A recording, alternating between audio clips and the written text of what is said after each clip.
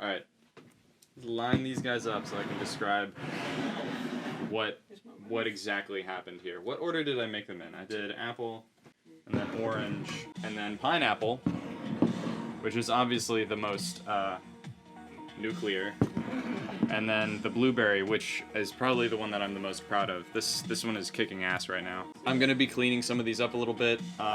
Some of these don't really have like a great seal, and this burp valve, it needs to be cleaned and then refilled with water because it looks like the gas is just flying straight out. So, I think, yeah, my left to right here. So the apple did burst overnight, and the reason for that, I'm actually going to take the burp valve out because I have to clean it now anyway, but the reason for that, if you look here, I was confused. It says right here, you can't see it, but it says fill line. There are actually 2 lines, and I think you're supposed to fill it in between those 2 lines. I filled it as high as it could go, and with this cap on there, basically that means that the seal at the top that's supposed to bubble and move up and down gets stuck on the cap, so the air gets trapped, and this just gets forced out. Also, something that I wasn't really anticipating, the yeasts actually produce some kind of pulp.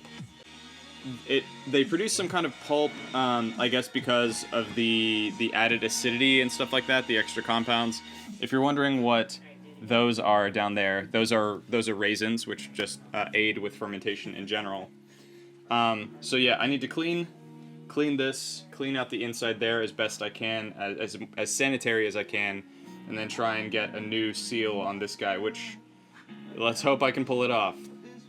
Ironically, the orange juice, which I was really dubious about, is just plugging along. No, I don't think you can see on stream because of how bright it is, but there's a ton of gas traveling up here, which is exactly what you want to see after 2 days. And then the pineapple I'm kind of worried about now, because it has like a foamy head here, and there is some of that pulp, but I'm not seeing any action from the gas inside of this chamber. So I'll try and wipe this down. I'm gonna have to do the same thing with this guy that I'm gonna do with the apple. And the blueberry, super proud of this one, and it's the one I was really excited to do in the first place. I'm really proud of this one. You can tell here it's bubbling at like a pretty ideal rate. If you zoom in here, you guys can actually kind of see there's already a yeast cake at the bottom, and there's still yeast being moved up and churned around in here, which I wasn't expecting, but that's pretty ideal because that means that the yeast is always active. You always have more, basically, surface area of the yeast in contact with all of the nutrients and everything in here. Alright, really quick, I'm going to try and clean these guys off a little bit. If I had some sort of, like, quartz sanitizer, that would probably work really well. I think, too, one of the issues with the apple is that I didn't leave enough room at the top. There was, before it went catatonic, there was maybe like an inch of room up here, which is not enough. I wasn't anticipating those solids forming, so once they did begin forming, the solids just went up through the burp valve, and pretty much just ruined everything.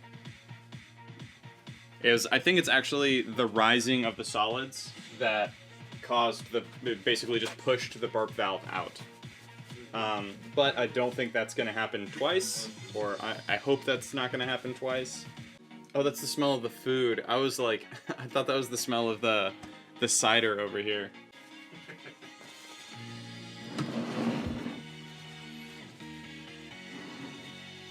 Alright, big guy. I'm wondering if I should cap this and just try and shake it around. I mean, it smells like champagne. That's what it's supposed to smell like. That's the strain of yeast that I used.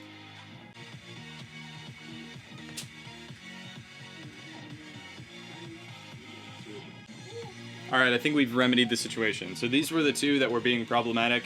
You can already see, now that I've fixed how much water was in there, just doing that, there's actually, even if I can't see the gases in the pineapple, just that bubbling there, that's a pretty ideal rate. It's not going as well as the blueberry. And it looks like the orange juice might have... Yeah, the seal on the orange juice isn't super duper great.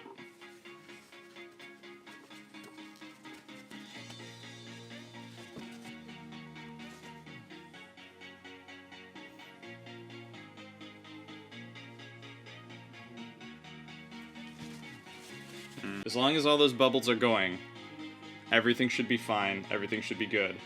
How long will those take to be actual cider? Anywhere from 2 to 4 weeks.